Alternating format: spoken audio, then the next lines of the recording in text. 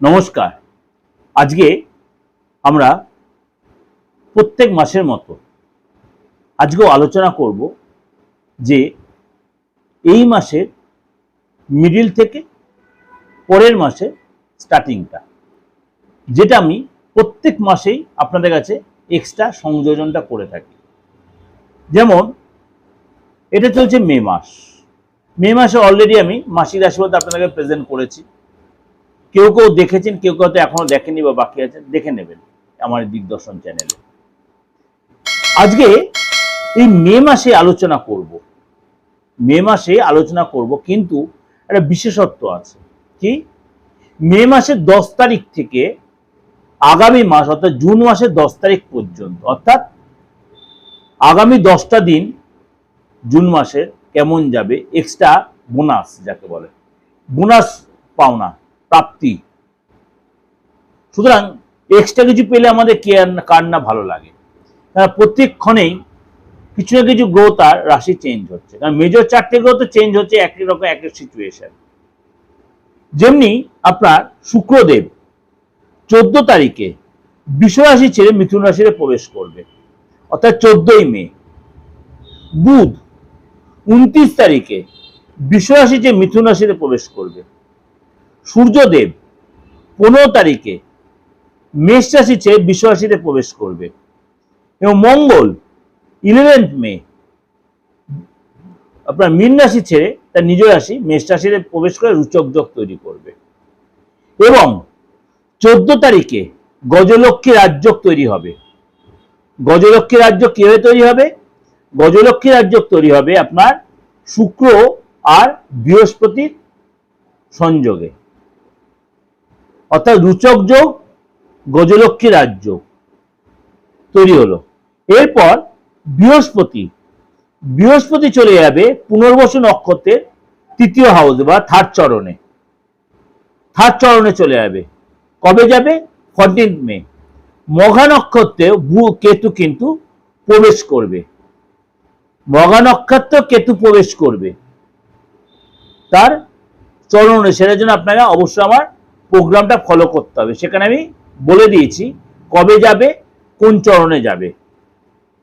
তাহলে এই যে এতগুলি গ্রহ তার মেজর সিচুয়েশন ট্রানজিট হবে। এই যে মে মাসের 20 দিন আর জুন মাসের 10 দিন, অর্থাৎ সেই হিসাবে 30 দিনই আসছে, আপনাদের জন্য কি প্রেজেন্টেশন নিয়ে আসছে। এবার প্রোগ্রামটা শুরু করার আগে একটু আলোচনা করে নি। যে বলছেন ডেট অফ বার্থ নেই, কুছ পরোয়া নেই। আপনি বাংলাভাষী নয়, টেনশন নেই। আপনি হিন্দি বোঝেন, কম বেশি ইংলিশ বোঝেন, তাহলে আপনি সেই ভাষাটা ব্যবহার করতেই পারেন। মুঠোফোন সবার কাছে আছে, অর্থাৎ আপনার অ্যান্ড্রয়েড।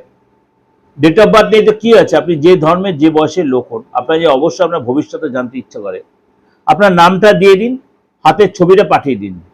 যদি আপনার হাতের ছবি পাঠাতে অসুবিধা হয়, আপনার নামটা দিন, ফেসটা দিন, অর্থাৎ সেলফি দিলে পাঠিয়ে দিন। তাতে আপনি 94 থেকে 95% প্রেডিকশন পেয়ে যাবেন। কেউ কেউ বলে ডেট অফ বার্থ ছাড়া প্রপার প্রেডিকশন নেওয়া সর্বৈব ভুল, সর্বৈব মিথ্যে। আপনি জানেন কিনা জানেন না, হাতে রেখা দিয়ে কিন্তু আগে বিচার হতো। হরোস্কোপ বা এফিমেরিস এটা অনেক পরে আবিষ্কার হয়েছে। হাতের রেখা দিয়ে আগে বিচার, পাম রিডিংটা আগে হতো। মানুষের চলার ধরন দিয়ে বোঝা যেত মানুষটা কি ধরনের নেচারের।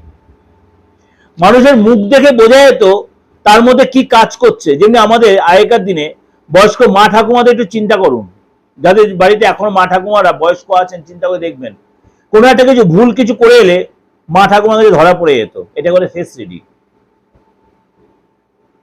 সুতরাং এইগুলো কি জ্যোতিষশাস্ত্রের বাইরে? মা ঠাকুমা কোনো জ্যোতিষ শিখেছেন? অকাট সায়েন্স। এই মা ঠাকুমা সব মা ঠাকুমাকে বলতে পারতেন না। যাদের মধ্যে আলাদা একটা পাওয়ার ছিল, ইনটিউশন পাওয়ার, যারা আপনার অন্তরাত্মাটা বুঝতে পারবে, তারা এই জিনিসটা তাদের খুব বেশি ক্লিয়ার হয়ে যায়। তাহলে অ্যাস্ট্রোটা বুঝতে পারলেন? অ্যাস্ট্রোটা আজকের দিন নয়, লক্ষ লক্ষ বছর আগে। আপনি যে দেশেই থাকুন না কেন, যদি আপনার সুযোগ হয় কোন জার্নাল খুলে দেখবেন, সমস্ত মানে পৃথিবীর সমস্ত দেশের বেশিরভাগ দেশের লোকেরাই অ্যাস্ট্রোইটাকে মানে। কেউ চায়নারা, বুদ্ধিস্টরা, বা পশ্চিম এশিয়ার লোকেরা, আমেরিকানরা, প্রত্যেকে কম বেশি মানে। আমি আলবাদ বলছি, মানে আমি হাওয়ায় ভেসে কথা বলছি না। কেন মানে সব স্টেটের বা সব দেশেরই কিছু না কিছু, হয়তো খুব কম দেশের লোক বাকি আছে, আমি প্রেডিক্ট করেছি আপনাদের ছোট বড় সকলের আশীর্বাদে। তখন দেখেছি মানুষ তার নিজের লাইফ সম্বন্ধে কতটা সচেতন, শুধু নট অনলি আমাদের ভারতবাসী বা ভারতবর্ষের লোকেরা। সুতরাং আপনিও কিন্তু আপনার মূল্যবান ভবিষ্যৎ, অতীত, বর্তমানটা জেনে নিতেই পারেন যে আপনি এত টাফ কন্ডিশনে চলছেন কেন। হাতটা আপনার কথা বলবে, দশা অন্তর্গত দশা, কথা প্রত্যেকের প্রাণদশা, সূক্ষ্মদশা, লঙ্গিটিউড, ল্যাটিটিউড গুলো দেখে নিয়ে আপনার এগুলো বিচার অবশ্যই করে নেওয়া দরকার আছে। এবার আলোচনা করি কর্কট রাশি। কর্কট রাশি, প্রথমে বলি আপনার শরীর স্বাস্থ্য কিন্তু আগের চেয়ে বেটার হবে। যে ব্যথা বেদনা ভুগছিলেন সেখান থেকে অনেকটা আপনি রিলিফ পাবেন, মানসিক ও শারীরিক আগের চেয়ে অনেকটা আপনার বেটার ফিল হবে। আর্থিক জায়গাটা কিন্তু আবার আপনি কিন্তু এই সময় আগের চেয়ে বেটার হবে। অর্থ যে মার্কেট ধার দিয়েছেন সেটা অনেকটা রিকভারি করতে, কিন্তু এই সময় ভুলে টাকা ধার কাউকে নতুন করে দেবেন না। এবং এই সময় কিন্তু আপনার এক্সট্রা কোনো ইনকাম হতে পারে। ফ্যামিলি লাইফে কিন্তু আপনার এই সময় কিন্তু আপনার ট্রাভেল করবেন, গাড়ি কিনতে পারেন, এবং গাড়িতে আপনার ব্যবসা যদি কোনো গাড়ি কেনেন সেখানে আপনার লাভ হবে। এবং এই সময় কিন্তু আপনি বেশ পজিটিভ থাকবেন।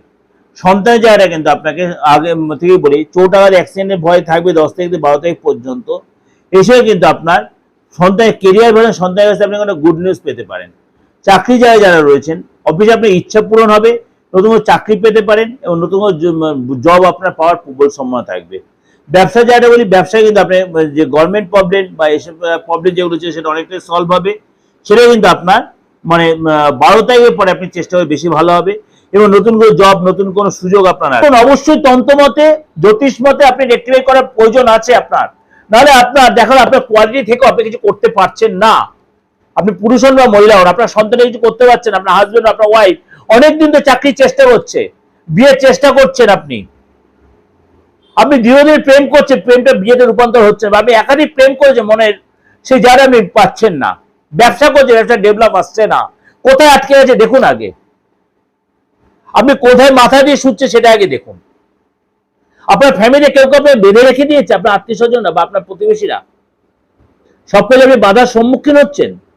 অবশ্যই এগুলো রেক্টিফাই করার প্রয়োজন আছে, আলবাত আছে। আপনি সম্পত্তিগত কারণে বলে এমন করে কারণে আপনাকে আইনি একটা কেস ঠুকে দিয়েছে, অনেকদিন ধরে সে কেস চলছে, সেই কেসে যে আপনি অনেক কিছু হারিয়ে ফেললেন, অর্থ তো জলের মতো বেরিয়ে যাচ্ছে, আপনি কিছু এখান থেকে রেক্টিফাই করতে পারছেন না। অবশ্যই কারোর কাছে রেক্টিফাই করুন। যদি মনে হয় পার্সোনাল জায়গায় আসবেন, অবশ্যই 89107225 ফোন করে, হোয়াটসঅ্যাপে মেসেজ করে আপনি চলে আসতে পারেন, অনলাইন বা অফলাইন।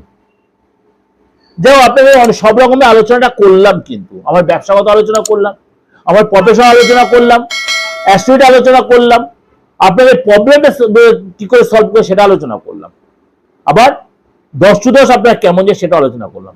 যদি ভালো লাগে অবশ্যই শেয়ার করবেন, যোগাযোগ করবেন, নোটিফিকেশনটা অন করে রাখবেন, এবং অবশ্যই আমার এই নাম্বারটা আপনারা মনে রাখবেন বা লিখে রাখবেন।